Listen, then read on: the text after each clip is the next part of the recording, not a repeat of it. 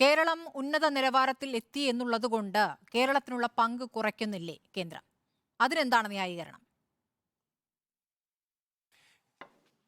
അതിന്റെ ന്യായീകരണം ഇന്ത്യയിലെമ്പാടുമുള്ള സംസ്ഥാനങ്ങൾ ഒന്നിച്ചിരുന്നു കൊണ്ട് ഇന്ത്യയിലെ നമ്മുടെ പ്ലാനിംഗ് സംവിധാനം ഉണ്ടാക്കുമ്പോൾ അവിടെ കൃത്യമായിട്ട് എല്ലാ സംസ്ഥാനങ്ങൾക്കും ഒരു മാനദണ്ഡം വെച്ചിട്ടുണ്ട്. ആ മാനദണ്ഡം അനുസരിച്ചാണ് എല്ലാ സംസ്ഥാനങ്ങൾക്കും വിഹിതം നിശ്ചയിക്കുന്നതും വിഹിതം കൊടുക്കുന്നതും. ആ സമയത്ത് ചർച്ചയിൽ പോയി പങ്കെടുക്കുന്ന കേരളത്തിന്റെ പ്രതിനിധികൾക്ക് അതെല്ലാം അംഗീകരിച്ച് അവിടെ നിന്ന് ഇറങ്ങിപ്പോരാം.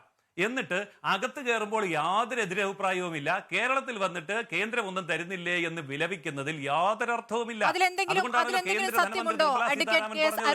ഇപ്പോൾ മാനദണ്ഡങ്ങൾ വെച്ച് നോക്കുമ്പോൾ താരതമ്യേന താഴെ നിൽക്കുന്ന സംസ്ഥാനങ്ങൾക്കേ കിട്ടുകയുള്ളൂ എന്നുള്ളത് കൊണ്ട് നമ്മളിപ്പോൾ എല്ലാ മേഖലയിലും ഉയർന്നു നിൽക്കുന്നു കേരളം. അതുകൊണ്ടാണ് കിട്ടാത്തത്. അതിന് പ്രത്യേക കാരണം പറയുന്നത് നമ്മൾ അവിടെ പോയിട്ട് മിണ്ടിയില്ല എന്നുള്ളതാണ്.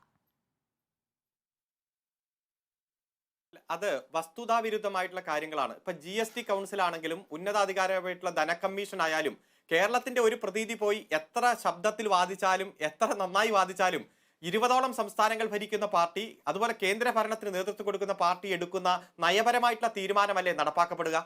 അതുപോലെ തന്നെ കംട്രോളർ ആൻഡ് ഓഡിറ്റർ ജനറൽ ആണ് ഈ കണക്കുകളെല്ലാം കേന്ദ്രത്തിന് കൊടുക്കുന്നത്.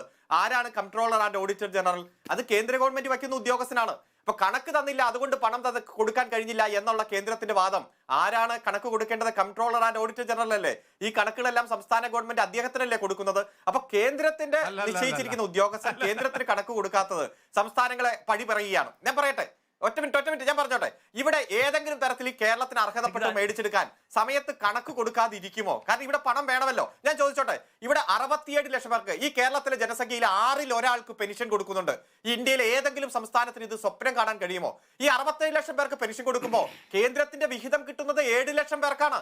അതോ 80 വയസ്സിന് മുകളിലുള്ളവർക്ക് 500 രൂപ, 60 വയസ്സിനും 80 വയസ്സിനും ഇടയിലുള്ളവർക്ക് 200 രൂപ, അതുപോലെ വിധവകൾക്കും അഗതികൾക്കും അംഗവൈകല്യമുള്ളവർക്കും 300 രൂപ. അത്ര ചെറിയ തുക 7 ലക്ഷം പേർക്ക് കിട്ടുമ്പോഴും ബാക്കി തുകയോട് കൂടി ഇട്ട് 1600 രൂപ വീട്ടിൽ കൊണ്ടേ കൊടുക്കുക. ഈ പെൻഷനിൽ തന്നെ 2020 ജനുവരി മുതൽ 2023 ഒക്ടോബർ വരെ ഈ ചെറിയ തുക വരെ കുടിശ്ശിക വരുത്തി.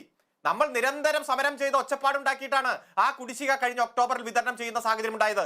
ഇത് ഇവിടെ മാത്രമല്ല, നെല്ലായാലും ഉച്ചഭക്ഷണമായാലും അതുപോലെ കോളേജ് അധ്യാപകരുടെ ശമ്പളമായാലും കേന്ദ്രം തരേണ്ടത് സമയത്ത് തരാതെ വൈകിക്കുമ്പോൾ നമുക്ക് കടം പറയാൻ പറ്റാത്ത അവസ്ഥയിൽ നമ്മൾ വിതരണം ചെയ്യുന്നു.